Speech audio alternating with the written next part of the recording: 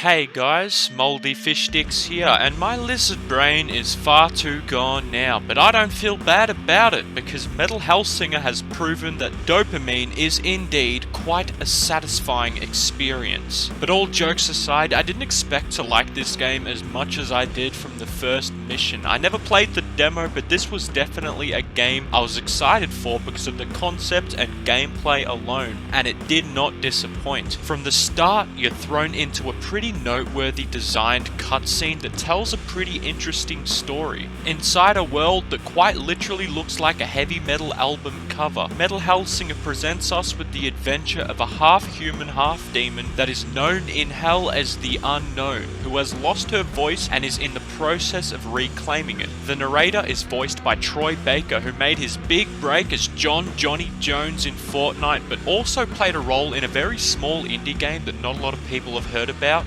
Joel Miller in The Last of Us. Troy in this game is a skull that acts as the main protagonist's voice and a weapon. I mean, I don't want to spoil the narrative as much because I don't need to for you to understand why I've had such a blast with it. This game is very much level and gameplay based, and I mean, take a look at this yourself.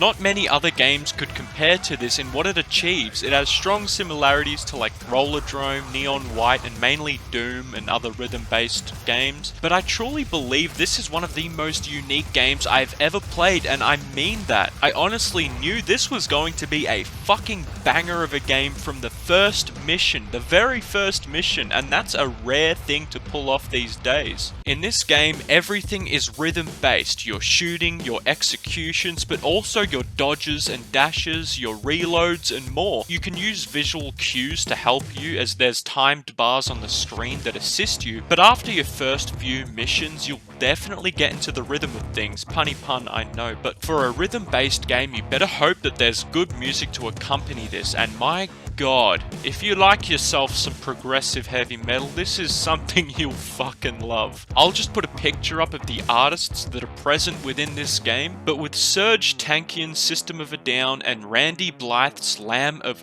God, there's no way you could ever go wrong. Every single track is a banger, every single one. I was pretty surprised they managed to secure these artists for this game. I mean, if you like heavy metal, Doom, and Neon White, this is pretty much a no-brainer to get. What I particularly love about the progressive feel of the soundtrack is it starts light, but the more you progress and the more combos you get, the more intense it feels as more tracks are brought to life by your doing. And when you reach combo 16, you get the vocals that finally come in. I mean, look, the only problem I have with the music is the headbanging doesn't exactly help with my aim. I was so entranced in this game that when I took a break to get some food, I was still mesmerized by the soundtrack, and I was doing everything to an imaginary beat. My walking, my breathing, and even when I took a shit, I pushed, pinched, and plopped to the beat. I didn't want to lose my combo. The story is definitely there for the people who want it, but the gameplay is the main ingredient that'll make you stay. Similar to Neon White, when you finish a level and see the leaderboard, something fucking happens to your brain. You just can't accept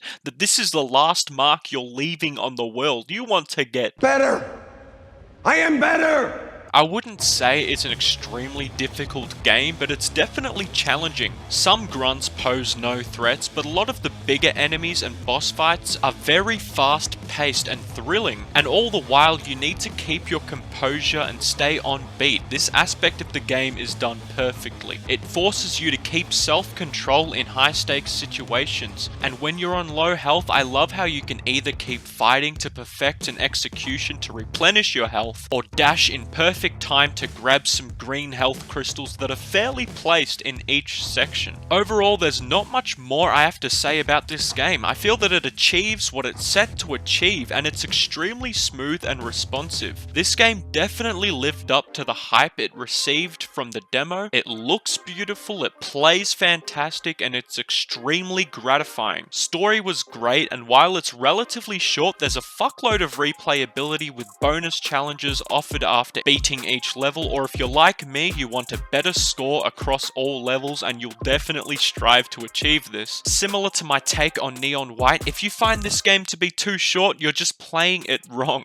Honestly, I can't see myself ignoring this game for more than a few weeks at a time. It's definitely up there with the GOATs of 2022. This is well worth the price and a must get if you like what you hear and see so far, and I'm so fucking excited to see what the modding scene will do with some custom songs in the future. This game is already a fucking blast, but the future seems even more exciting. That's it for this video. It was relatively short and sweet, but I definitely have more lined up very soon. I've got some Half-Life 2 mods that I'm playing at the moment, but thanks heaps for watching. Feel free to subscribe if you want more videos like this. It would make me a very happy man. This channel has been growing pretty well recently, and I can't thank all of you enough. As always, stay safe, stay sexy, stay humble. Mwah, mwah, mwah. Suck your nipple.